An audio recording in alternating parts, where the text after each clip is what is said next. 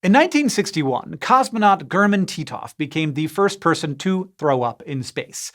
Whatever gets you in the history books, right? And these days, between 60 and 90% of astronauts report experiencing some degree of space motion sickness, or SMS. While it doesn't always lead to losing their astronaut lunches, the crummy symptoms like nausea and dizziness aren't great when there are spacewalks to complete and research to run, or dangerous accidents to fix. But despite how long scientists have known that space trips can cause motion sickness, they've yet to actually pin down why. And if we're gonna keep sending humans to space, we need to know what's causing SMS to help prevent it. Any hypothesis looking to explain SMS has to account for a few key pieces of data. For one thing, astronauts don't just get it when they first go into space. Many feel motion sick for a bit immediately after returning to Earth. And in each case, both ways, it only lasts for 2 or 3 days. The hypothesis also needs to help predict who is likely to get sick, because right now, an astronaut having a stomach of steel all through training doesn't guarantee they'll have a smooth, sick-free trip to space and back. The first hypothesis that scientists came up with was the fluid shift hypothesis. It's based on the fact that in microgravity, the fluids inside an astronaut's body aren't all pulled in one downward direction, so they wind up getting redistributed. You can see that effect in photos of astronauts' faces. They tend to appear puffier, at least until they pee out enough of that liquid. But this redistribution can also increase the pressure of fluids within the inner ear, which could impact the vestibular system. It's the vestibular system that tells your brain where your head is in three-dimensional space. 3 fluid-filled loops in each ear keep track of any rotating that your head does and the accelerations that come along with that. Meanwhile, 2 other chambers on each side monitor your head's position relative to the direction that Earth's gravity is pulling in, whether it's tilted or not. The fluid shift hypothesis proposes that microgravity basically messes with the base settings of your vestibular system. Your brain gets disoriented, and boom, SMS. But not so fast. There was one piece of evidence that led most researchers to dismiss it, or more accurately,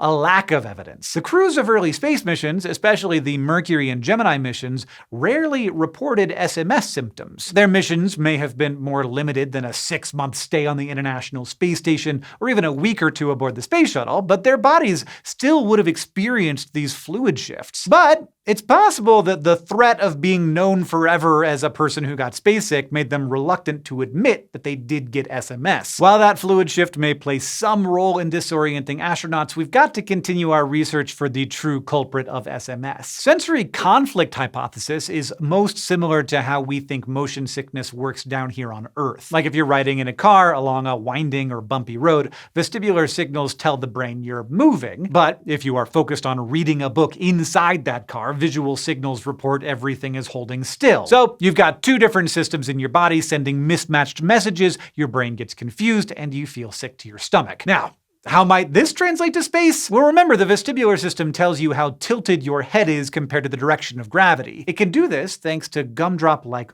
otoliths, literally ear stones that sit inside the chambers in your ear. When your head tilts, the stones tip too. But their job kind of goes out of the window when your body and the spaceship or space station around you are continuously falling around the planet, and from your perspective, it seems like gravity doesn't exist anymore. Any signal from the vestibular system that you're tilting would not match the typical visual signals that you are getting, and that's the sensory conflict which may lead to SMS. Unlike the fluid shift hypothesis, sensory conflict might explain why early astronauts reported fewer space-sick symptoms. They were pretty much strapped into tin cans for most of their flights and weren't moving around the cabin much. As for why sensory conflict only occurs when arriving in space and coming home, it may be that astronaut brains adapt specifically by reinterpreting any tilt message to simply mean you're moving. The few days that process takes is the window when folks are most likely to experience motion sickness. Despite being a pretty popular hypothesis to explain SMS and how an astronaut gets over it, sensory conflict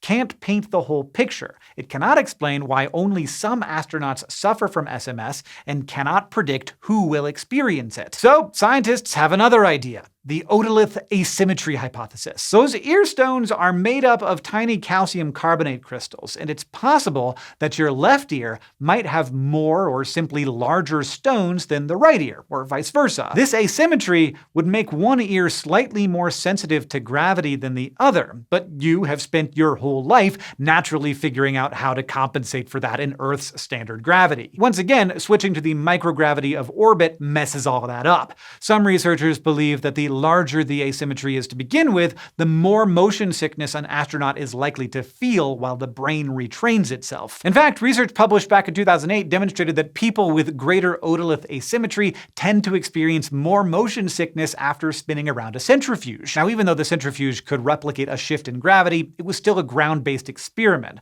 But now we are in the era of private spaceflight. Billionaire-turned-space tourist Jared Isaacman is funding a series of crewed SpaceX flights under the mission name of Polaris. The first of those missions, Polaris Dawn, hopes to launch as early as March 2023, and over 5 days, the 4-person crew will conduct a bunch of experiments, including one that tests the otolith asymmetry hypothesis. So we might find out more about how the vestibular system responds to space travel very soon. In the meantime, astronauts will just have to deal with the symptoms of SMS, or make do with medications that come with their own negative side effects, like drowsiness, which may be better than nausea, but being sleepy on the job in a dangerous environment far from home isn't great either. But all things considered, astronauts still seem to think that spending time on space exploration is worth it, and so do we! For the last 9 years here at SciShow Space, we've brought the wonders of the universe home to you. Going forward, we've decided to move that content, along with the usual hosts, Reed and Savannah, over to our main channel, SciShow. So we're gonna keep making cool space videos, just in a new place. All the videos already on this channel will continue to be available on SciShow Space forever for you to watch anytime. Thank you so much for your support over the years. We will see you next time on the main SciShow channel.